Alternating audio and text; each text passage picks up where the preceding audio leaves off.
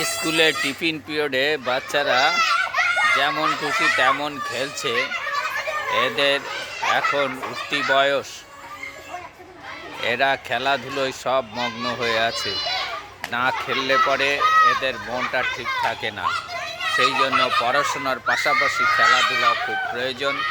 তাই এরা টিফিন পিরিয়ডে স্কুল প্রাঙ্গণে এরা যেমন খুশি তেমন খেলো প্রতিযোগিতায় সব নিজেদের মধ্যে অংশগ্রহণ করে।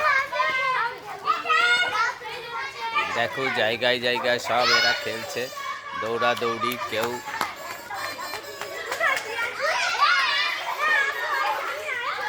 বা খোখো, কেউ হাডুডু, এই সমস্ত।